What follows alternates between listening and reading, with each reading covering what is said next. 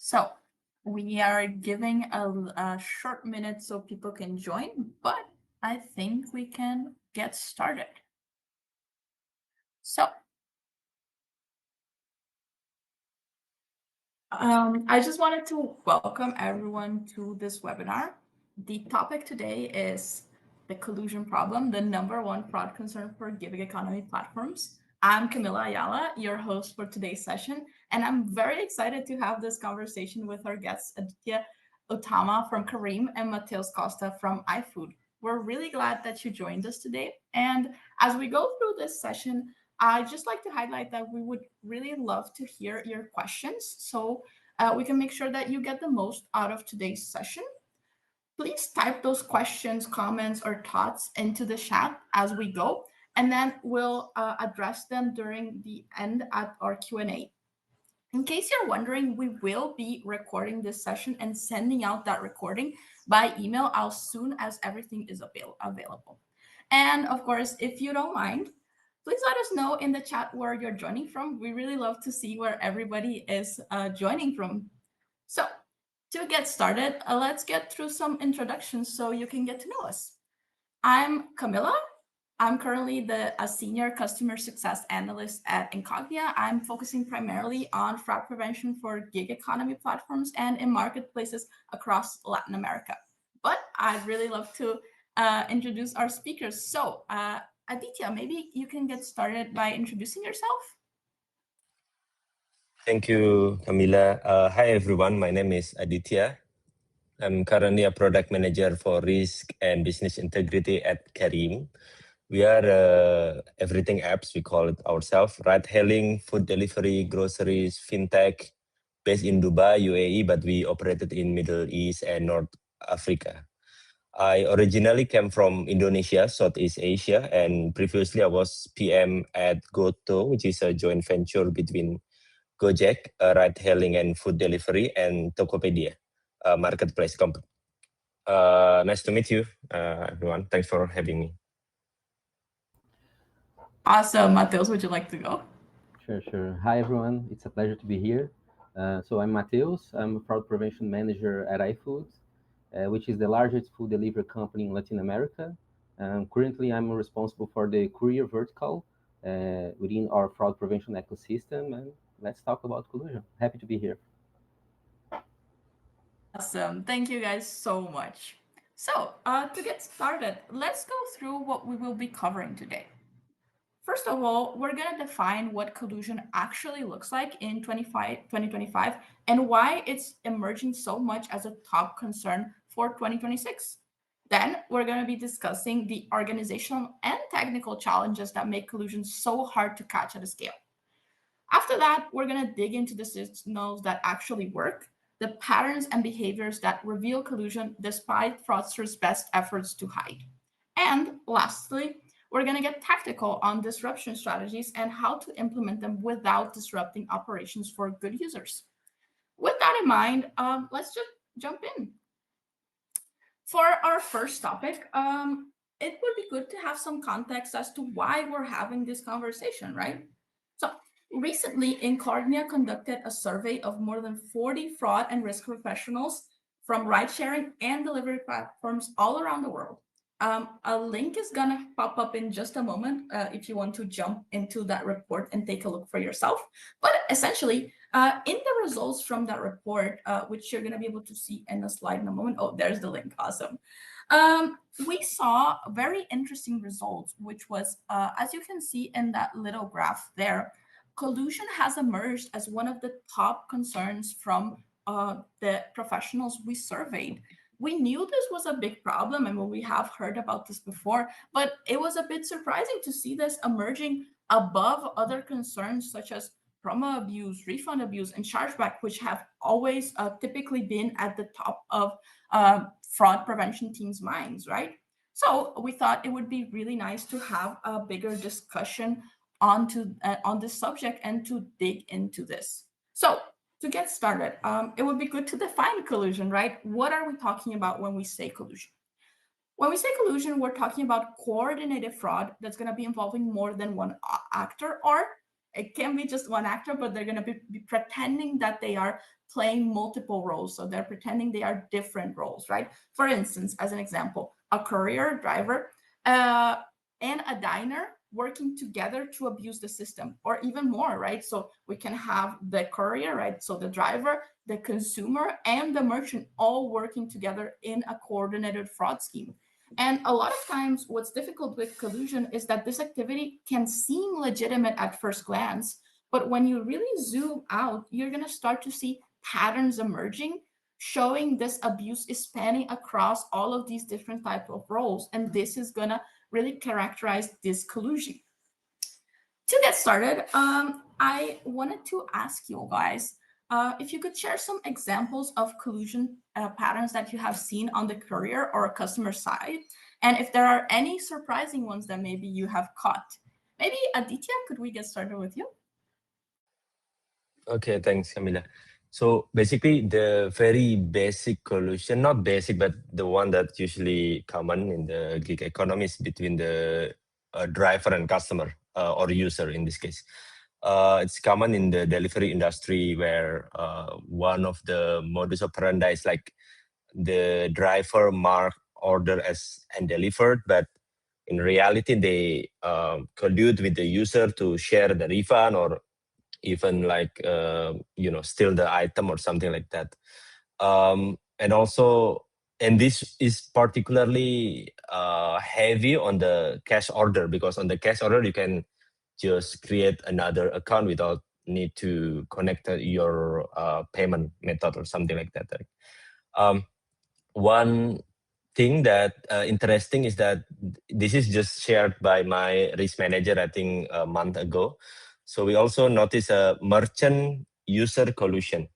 In this case, a merchant disguised as a user, and usually they order some fast mover consumer good, such as milk or something like that, that have a expiration date, and they ask for a refund. And when the courier is taking those goods back, because for a refund you need to get back the item, they swap with their own item that's already expired, so they can have like a free restock. um, what else? In my previous organization, I also see collusion, interestingly, between driver and internal employee in this case. In this case, is they supporting a fake KYC or driver reinstatement. So this driver is already blocked, but they can enter the platform again, so something like that. Yeah, I think those are the three. And I think with the rising of the social media and AI in particular, there is also this term called social collusion, where a group of user or abuser join a Facebook group, WhatsApp group, and in the Middle East it's Reddit, to share loopholes on particular platform. So they don't know each other, but they like work together. So yeah, that's a thing that I noticed in the area. Awesome. Those are really interesting points. I think I would say here in Brazil, we see that a lot, what you mentioned about the groups on Telegram. We see fraudsters being very collaborative over there. They really like to help each other. But it was really interesting what you mentioned about the merchant side, because I feel like a few years ago, it wasn't really talked about much. When we were talking about collusion, we would talk about driver and consumer. But nowadays, I have really been seeing that with our clients, right? They're really bringing this merchant side to the forefront because it has been involved in a lot of schemes. But yeah, thank you for sharing.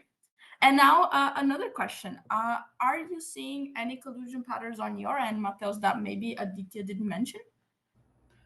Yeah, he covered good examples. I mean, to be honest, Camila, I mean, for those like me that really enjoy the investigation part of fraud prevention, collusion can be quite fun to work with, right? So every week it's a different surprise. Like you said, there are many different types of collusion involving different actors.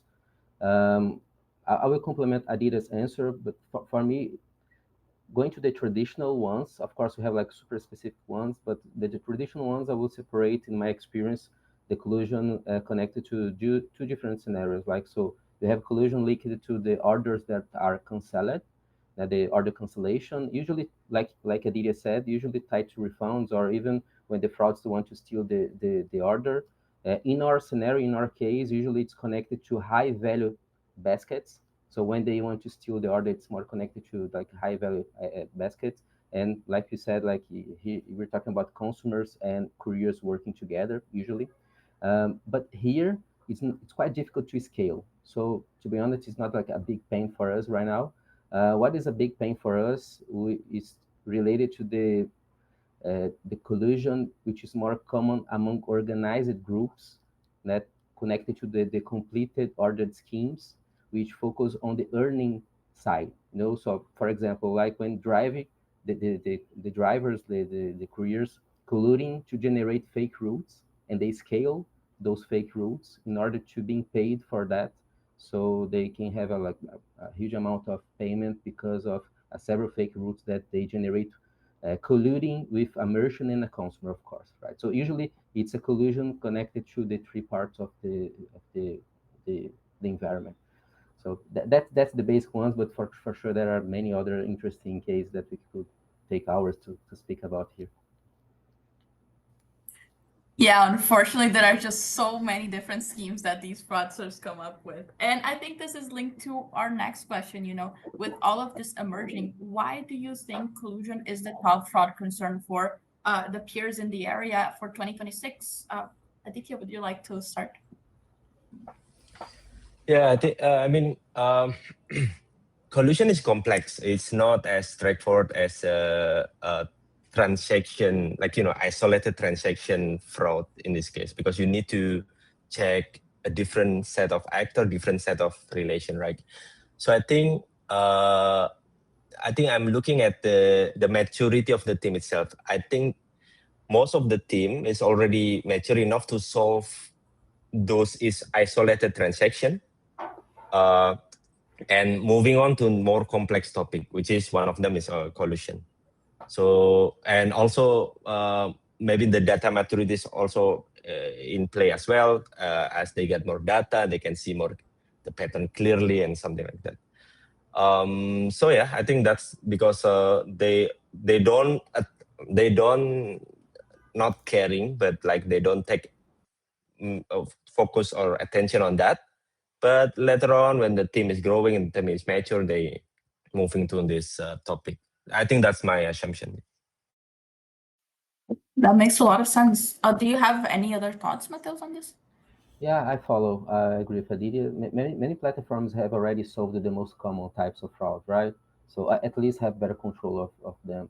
But the fraudsters adapt. They start working in groups, and sometimes, actually, unfortunately, in Brazil, and Camila, sometimes they even connect with those crime networks, right? So which have a lot of resources and tools, and and for them it's all about the return of investment, and so they need to have the biggest gain for the lowest cost and risk, right? And in my opinion, collusion is the model that best delivers that balance for them right now. And sometimes it's not a question of if they're gonna get caught. Gonna get caught, but since they are organized, that they just came back, they have multiple accounts, multiple devices, and so on.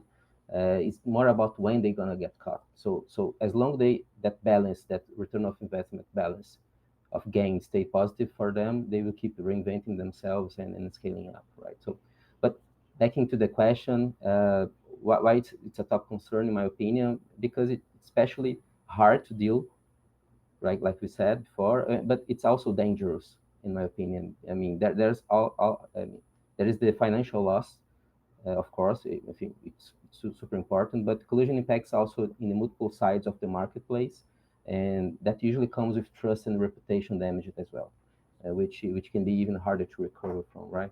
So yeah. Yeah, those are great points. I feel like the point you mentioned about organized crime is also something that we probably do see in other parts of the world. Here in Latin America, at least, we do unfortunately see this association a lot. And yeah, I would say that it's exactly what you guys mentioned. collusion often really does hide between the seams of other fraud types. So we think it's promotion abuse, we think it's refund abuse. And then when we actually dig into it, and then when we deal with promotion abuse and we start dealing with these other issues, we start seeing collusion showing up. Or, well, not necessarily showing up, but we start identifying it, right? At Incognia, we like to say that if a marketplace thinks they don't have collusion, they probably just haven't had time to dig enough to find these cases, because unfortunately we have seen this growing a lot. But yeah, to move on to our next topic, now that we've broken down the different types of collusion, how you have been seeing this in your ecosystems, I'd like to dig into why it's so hard to detect, even when we are talking about mature fraud teams, which I would say is the case with you guys, right? At iFood and Careem, we have really mature teams. I would say, of course, it's what we were talking about. Collusion lives in the seams between these interactions and this behavior between different parts of the organization. So, for a specific question, Mateus, maybe we can start with you. From your experience at iFood, what is it that makes collusion so hard to detect, especially when we're talking about us at a big scale? Okay, cool. I would highlight like three main pain points, maybe. The first one is data fragmentation. Like Adita said, it's more complex, right? So we have different apps involved in the collusion schemes with different data systems. At least here in iFood, we have like the courier app, we have the consumer app, we have the merchant platform. So connect all that information in real time. In our scenario, at a scale of millions of orders per day, so it's quite complex, right? Second, the apparently legitimate behavior. So if you look an isolated actor or transaction, it seems completely normal, right? So the order was placed, accepted, delivered, everything looks fine. So it's hard to detect, like you said. And third, uh, also we said before, I mean the fraudster sophistication.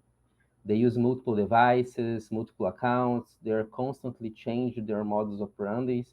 So they understand how the detection system works. They learn super fast. We have lots of cases here, like we create a rule in like a few weeks. They already crack the rule and they find some way to pass by. So they are actively adapting to avoid our mechanisms. So yeah, I'll put those three pain points. Awesome. Yeah, those are unfortunately very big problems that we see a lot of different platforms that we talk with mentioning. And from a product perspective, Aditya, are there platform design decisions or maybe different flows that could make collusion easier to hide?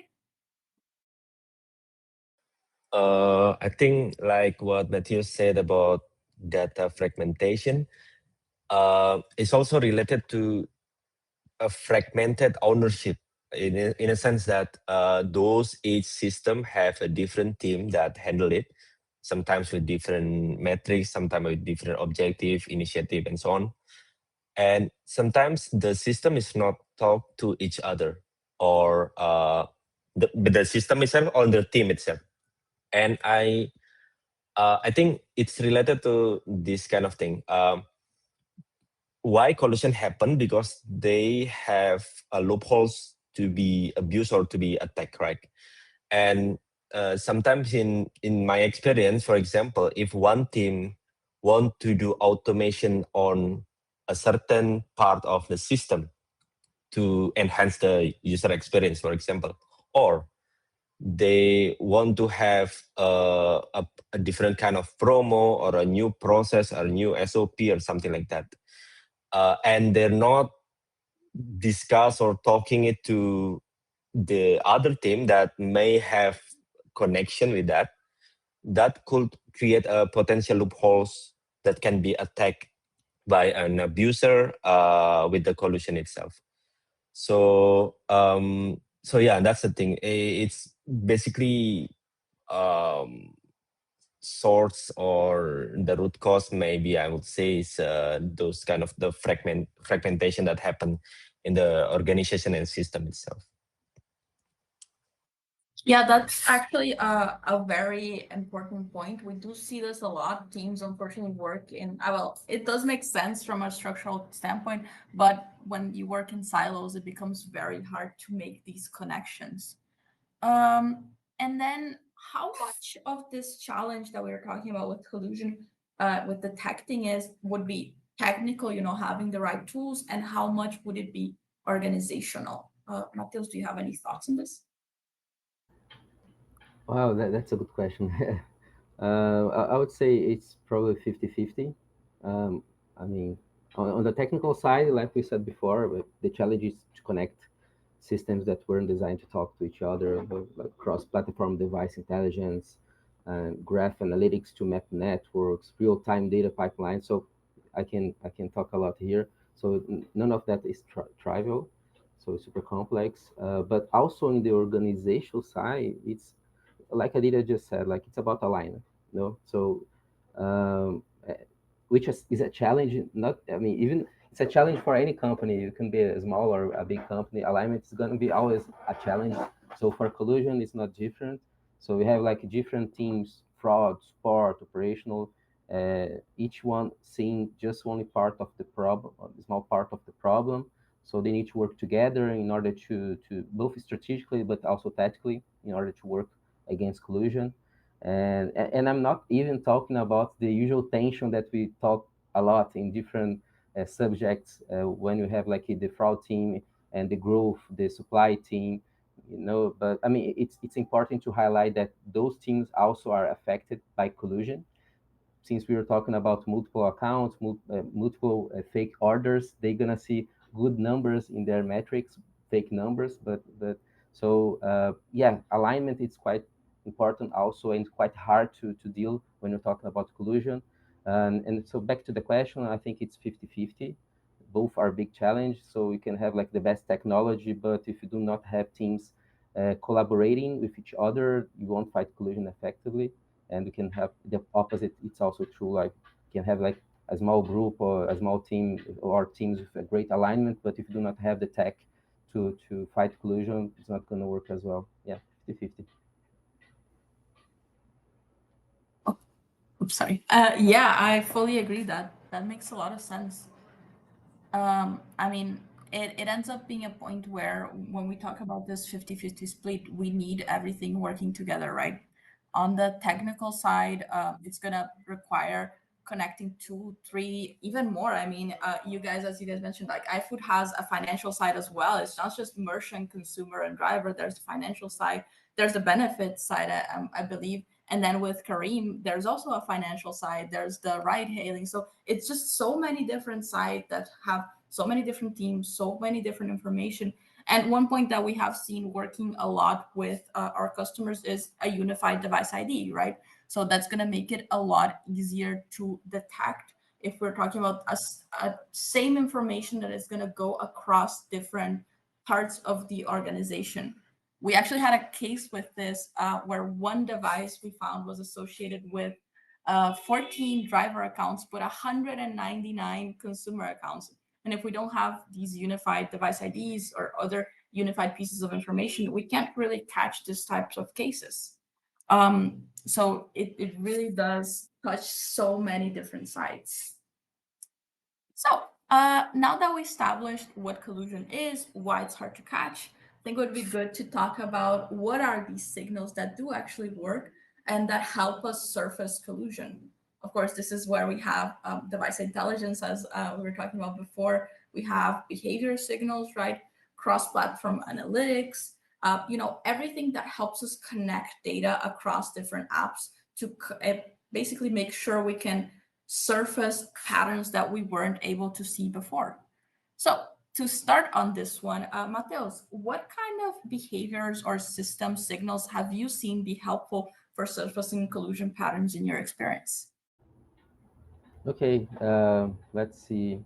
There are a few signals that really stand out. I mean, like you just said, and not because it's incognito, but that's true. Like shared device signals, it's quite important. So it's probably the most powerful one when we're talking about collusion. When we have the same device being used across both consumer and couriers app, I mean, it's a super red flag.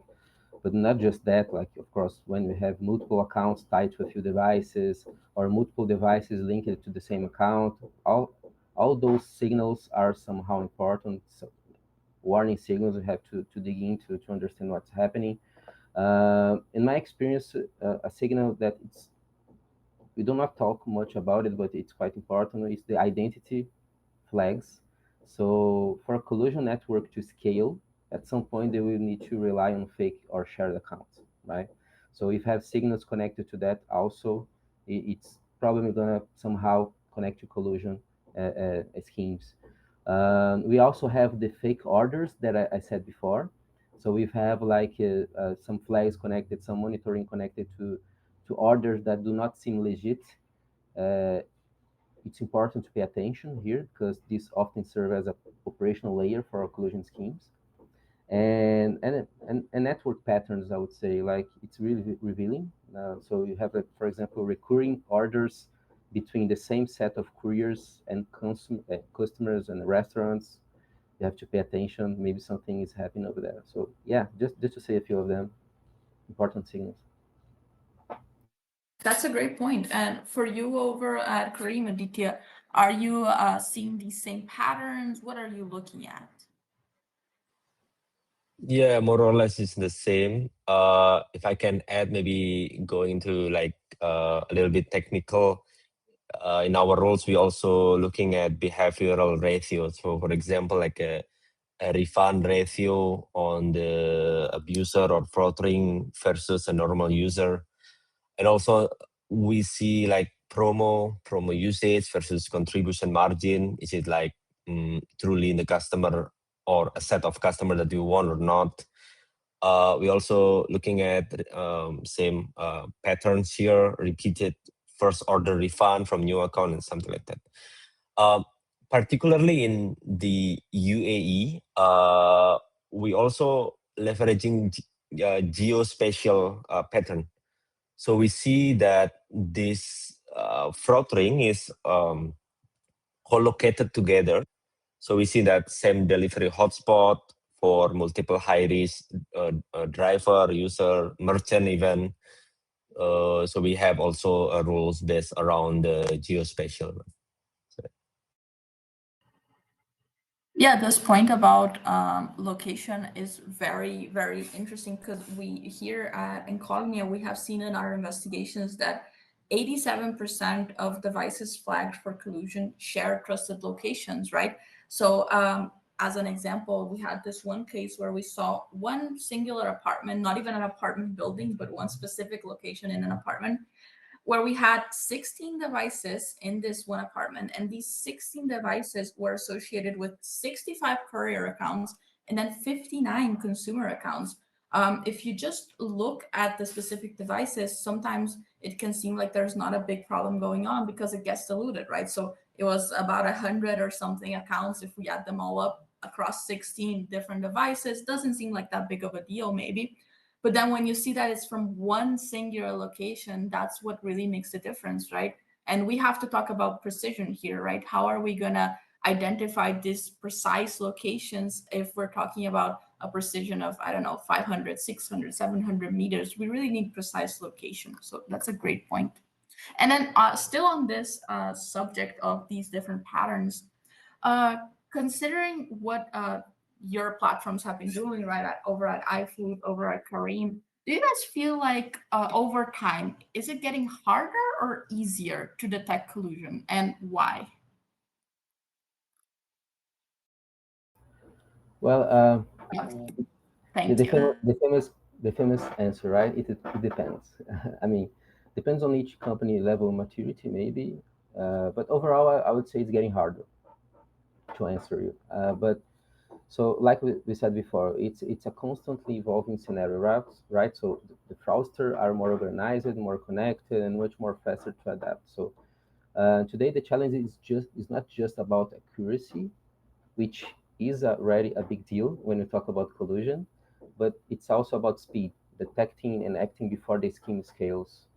So, I mean, at least for us at iFood, I'd say we've been able to keep a good pace in this battle, but and it's all about combining technology, process, and good partners along the way, right? But for sure, it's not a easy, not easy at all. Would you agree, Aditya? Yeah. I think I agree that I think the organization, I mean, our organization, our company, the harder is it to detect collusion. Why? Because the number of nodes or the number of process, the number of new automation flow, the number of new pattern in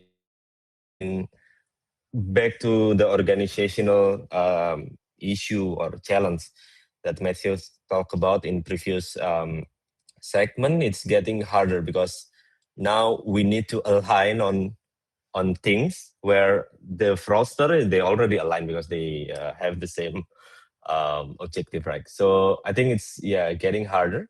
But I think on the technical side, we also catch up with this, especially with the leveraging of AI and something like that.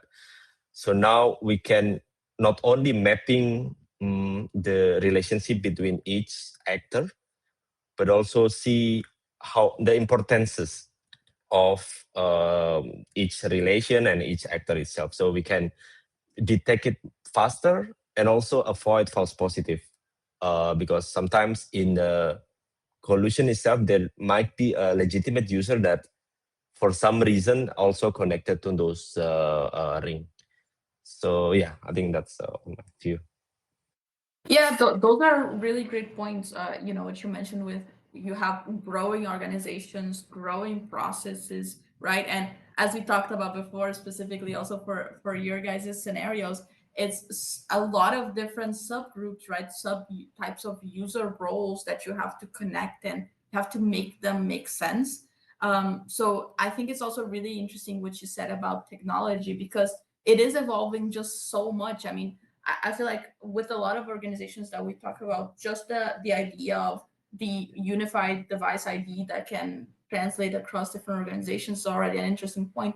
But when we talk about a location and also shared feedback signals, this is something I think you touched on a little bit a little while ago, Mateos, with if you have a device or an account that is associated with fraudulent behavior on the driver's side, that information can be translated and sent over to the consumer side, to the merchant side, and so on. So we can pass this information along. And a lot of this does really make a difference in detecting these suspicious, not just devices, but suspicious locations, right? Yeah, awesome. And now that we've talked about all of these points of what collusion looks like and how to spot it, I think we can dive a little deeper on solutions. What's working, how are teams disrupting these patterns, and maybe what's not working, and so on. So to get started with Aditya, what's been effective from a product or system design standpoint to disrupt collusion, especially without impacting the good users that we have in the platform? Okay, so I think in my experience and from what I know, the very minimum is if we don't have like enough team, maybe we don't have like data science or even data analyst. Usually we use ops to see reactively or manually checking the fraud ring itself. So if there is any fraudster that we know, we can check a related actor or related device that connected to it. So that's the very basic. If we already increase our team and we use technology, I see that the graph map is also useful. It can map out the connection between each node, each actor, that shared, device, that shared email, maybe location, payment method, and something like that. So yeah, that's the thing. And if you also have more advanced data scientists in this case, you also can turn into a graph neural network based solution where you can not only mapping out those relationships, but also give weight on each relationship based on the node level, which one is more important than the other. and also the relationship. So, for example, shared device or shared payment transaction, which one have more fraud indicative than the other in a particular fraud ring. And also don't forget the detection, because with the graph itself, you can also put query on top of it or set up a detection, so that if the fraud ring is forming, you can know as fast as possible. I will not say like real time, but as fast as possible, so that you can mitigate it quickly. So yeah, that's the from what I know. Yeah, I really like that point about the data correlation. I mean, we actually recently launched this in our dashboard, this graph, like the devices correlation, and we have heard a lot of positive feedback from customers. I feel like sometimes we think we need like these big, huge, complex data analytics sites, and sometimes just seeing these correlations can just help so much the organizations, right? So that's a great point. Thank you. Right. And then for the next question for you, Mateus, would you be able to share what kind of interventions or maybe process changes have helped you stop collusion once you've identified it? Sure. Before, really interesting, important points that Adira said, like the graph strategy and also the manual pipeline analysis. It's quite important for us as well. But talking about the interventions, it's not much different from confronting the organized crime, right?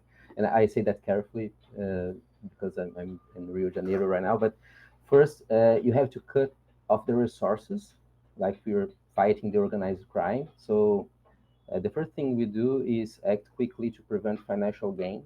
So, for example, holding suspicious payouts, it's quite important. Like I said before, it's all about return of investment. So if you do not have the gains, we're talking the root cause. I mean, the base of the scheme. And second, we apply restrictions on the accounts involved.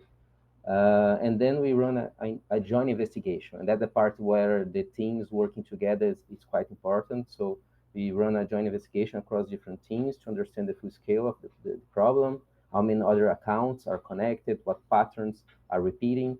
And finally we built a prevention mechanism, right? So we can stop the behavior from happening again and again. So but really important to have a close eye on the false positive, since it's quite difficult to uh, to catch that type of fraud. It's also quite easy to catch people that are not related to it. So it's important to pay attention on that. So yeah, quite simple, right? I'm kidding, not simple at all. I really like this point you mentioned about the return on investment for fraudsters, because that is something that we see a lot. Once you make fraud expensive for the fraudsters, I mean, they're gonna look at someone else. They're gonna try to see, okay, this is getting too expensive, so who doesn't have all of these detections? Let me go fraud someone else. I mean, at the end of the day, that does help a lot when we are talking about tackling this within our organizations. And then I wanted to see with you guys, are there any tactics you tried that maybe didn't work and then you had to roll them back? Aditya, do you want to start with this one? Yeah, I think every team that if they found out collusion at the first place, I think tend to have a blanket approach. So, for example, if this is a fraud ring connected to one merchant, for example, or one driver or something, they tend to block all of the nodes or all of the actor that connected, and then check it one by one if they have bandwidth to check it. But sometimes there is a legitimate user who also transact with those merchant, right? So there might be a false positive there. So over time, the blanket approach is not work anymore. So we need to have a more sophisticated approach.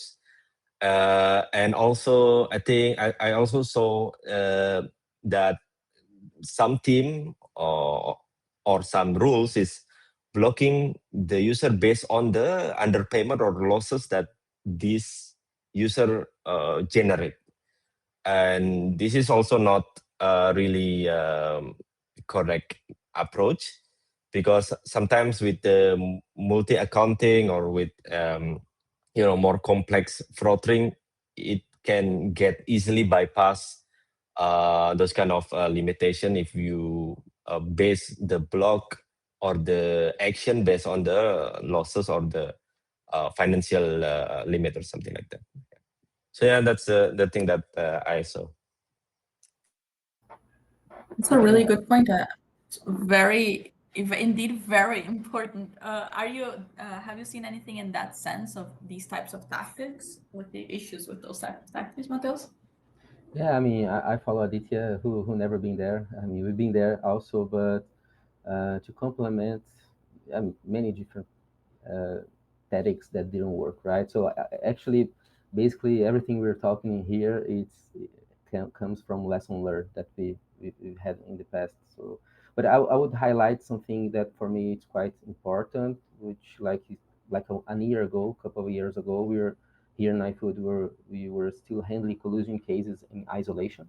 We talk a lot about like working together, right? So, but we were working in isolation with great teams, but working separately. So my team, for example, we were dealing with collusion in the courier part, the merchant fraud prevention merchant team dealing with the same collusion, but with different tactics, different strategies. So, I mean, we were at some point solving the symptoms, but we were never solving the root cause.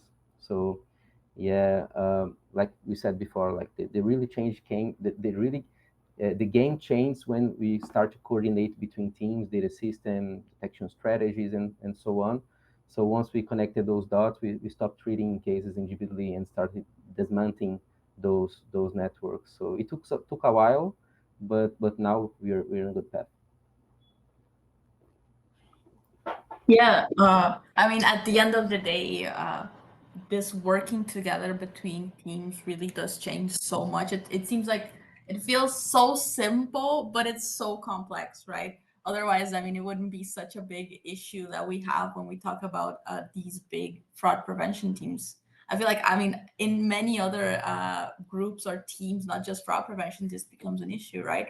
And the big thing here about collusion is that fraudsters, they see these limitations, right? They see that this happens, and they don't just stop at one tactic. So as soon as you're able to find a pattern and break that pattern, they evolve and they go into other tactics to try to, still get their money. So very quickly, I just wanted to highlight, based on what we have been discussing, a little bit of how we have worked with platforms here at Incognia to help break these patterns at these different stages as fraudsters start to evolve within the platform. So typically the first stage that we see when we talk about collusion is what we talked right at the beginning, right? One device shared with many different accounts in different user roles. So like that example from before, with one device that had 14 different courier accounts and then almost 200 consumer accounts. And then, so you just start out basic, right? A consistent device ID that's going to be able to identify that, and making sure that consistent device ID passes through all the stages of the organization, right? So all the groups, all the fraud prevention teams in the different user types, they're all looking at the same data. Then when fraudsters see that that doesn't work anymore, right? They're getting caught with that strategy. They go into a multi-device collusion, right? So they get a bunch of different devices, maybe 20, 30, 40 different devices. And then they'll have like maybe a group of devices that only access courier accounts, a group of devices that only access consumer accounts, another group maybe that only accesses merchants accounts, depending on the scheme, right? And then how do we catch those cases? Well, here we go into precise location, which is what we were talking about before, right? So most of the time, these cases will be in the same exact location, in the same precise location, right? Within a same apartment, not a same apartment building, but one singular apartment. And here is where you can really catch these cases. So you can see consistently request, operations being made from these same locations from fraudulent devices, and you can catch that. And then fraudsters move on, of course. They will start maybe resetting their devices. They will start using emulators or other tools to tamper, to try to make them look like new devices. And for instance, for example, here at Incognia, we do detect factory resets, of course. But more importantly than that, I would say we detect locations where we see a lot of different new devices from the exact same model showing up. So essentially locations linked to device reset. So that's also a way to detect these places. And then of course, we will also be detecting emulators and any other types of tools that these fraudsters are using. And then finally, we have, of course, what we talked about before as well, which is making sure feedback, fraud information passes along the organizations, right? So if you have fraud cases reported on the driver's side, these need to also be shared with the consumer side. They need to see that the same devices are associated with fraud. These are just a little of the strategies that we see. So I think we can move on to our Q&A then for these last few minutes. Let me check what our questions are. This one is related to what we were talking about before, actually. Are there common mistakes you think platforms tend to make related to detecting collusion? I think we talked about maybe the blanket bans, but do you guys also have any other thoughts on this subject?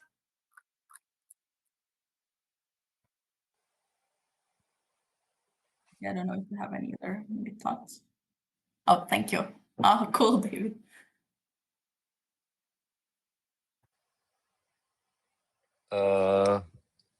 For me, as a product manager, I won't call it a mistake because it's a part of like evolving product or evolving system.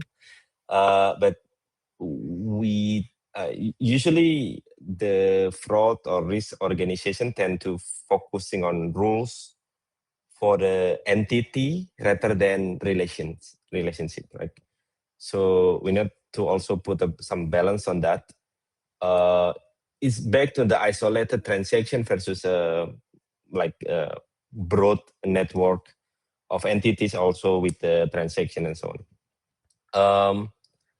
And what else? Yeah, I also think that as I mentioned before, collusion. I believe that collusion is a not a anomaly or something like that, but a side effect of a action that the company taken.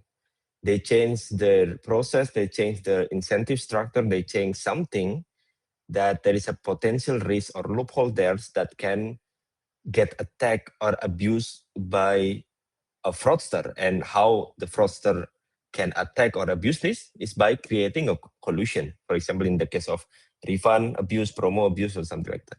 So yeah, I think that's the thing that I observe. Awesome. Thank you, Aditya. That's a really interesting point. And then we have another question here. Let me see. If the data shows there's no collusion, but there is collusion, then how do we identify that? I feel like that's a very tricky question. I would say we end up going back to, needing to find these common pieces of information that maybe we can use to try to locate these. So whether that is device intelligence, maybe trying to look at location data. So maybe with the provider we have, do we have a way of seeing locations that are associated with fraudulent orders, maybe a concentration here or there? I feel like at the end of the day, we're going to go back to data. So is the data pointing anywhere? But that's a very tricky question. Do you guys have any other thoughts on that?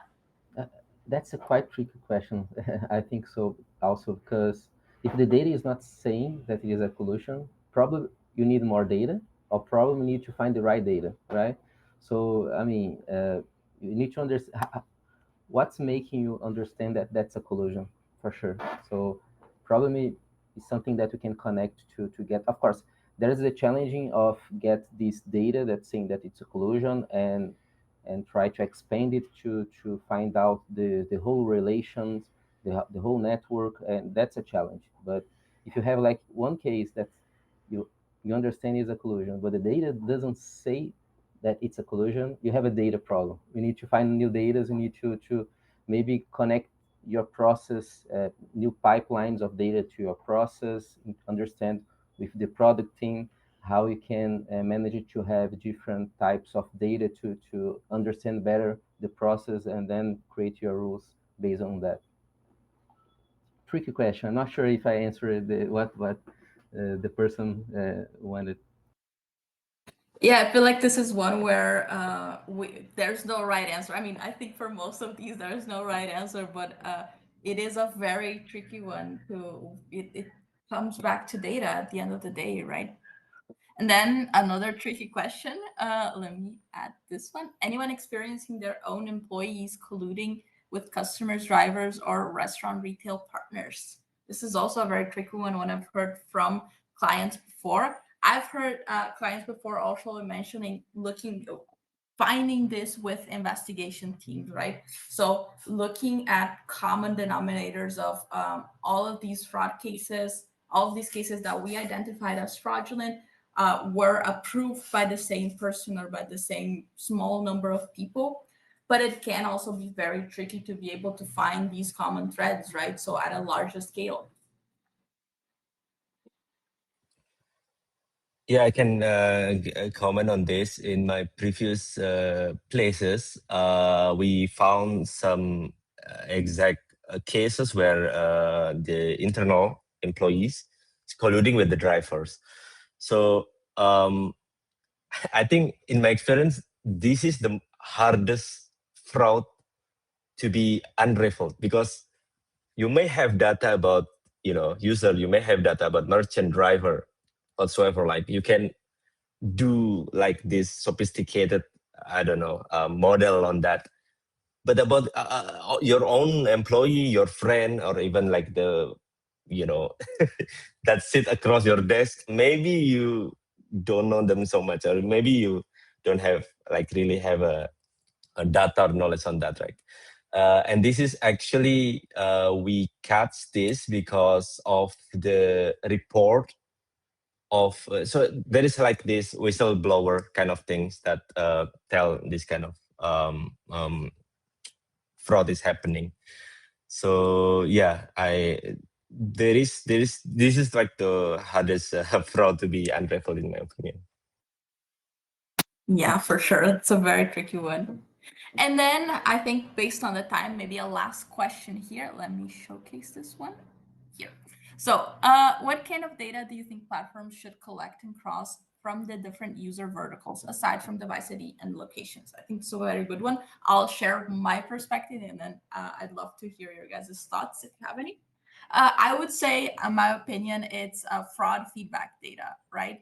So there is, of course, just the being able to, in a raw way, translate and show that a device has been associated with fraud in another vertical, but also with that information, being able to transfer locations linked to those types of feedbacks, right? It does come back to a little bit locations, but what we have seen a lot of teams struggle with is fraud feedback data being limited to a single organization. So the driver side has their own feedbacks on their end, their consumer team has their own feedbacks on their side, and nobody is sharing that information with each other. And then when we do cross that information, we see this exact linkage, right? So the devices that the fraud team from the consumer side was seeing as fraudulent being the same devices that the driver team is seeing as fraudulent.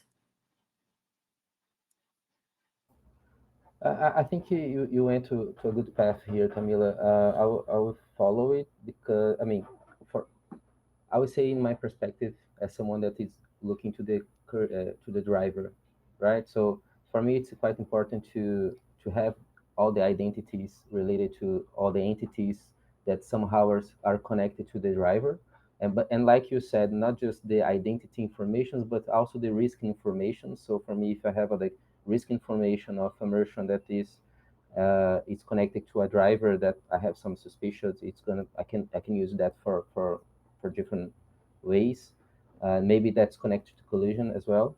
But I mean, maybe the most important is to get as much of the data related to the relation they have. So, for example, if you're talking about an order, uh, have to it's important to have them as much information, not just geolocation, but as much information you can use from this relation to understand how many times it's going to happen between these two entities, what is connected to the different patterns, modus operandi that you can use in this relation. For example, probably everybody have that information, but just for example, like if you're talking about a collusion that's gonna there's a pattern related to a high price basket, you need to have that information. You need to that's quite important so you can connect to the rules related to that types of collusion.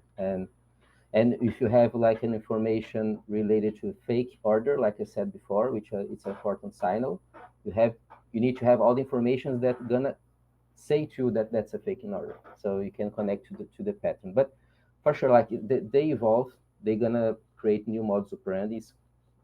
Times to time, you're gonna need new data that you do not have, probably to connect to new types of collusion. So there's no final answer here. It's something that we're gonna need to involve all the time. Awesome. Yeah, I love that answer. I fully agree with what you said. And in general, thank you guys so much for your time today and for the great insights. I would really like to also thank our audience for the participation, for all the questions. I saw a lot of discussion going on in the chat as well. And if you guys enjoyed today's discussion, I think you probably enjoy some of our previous webinars.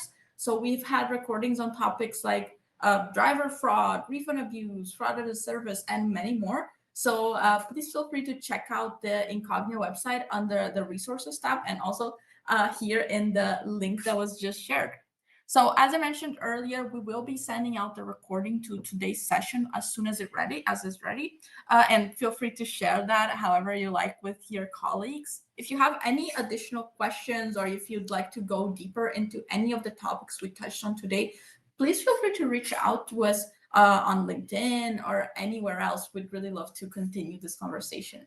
Thank you guys so much for joining us again. Thank you so much, Aditya and Mateus. Thank you, guys. It was a pleasure. Thank you for having me.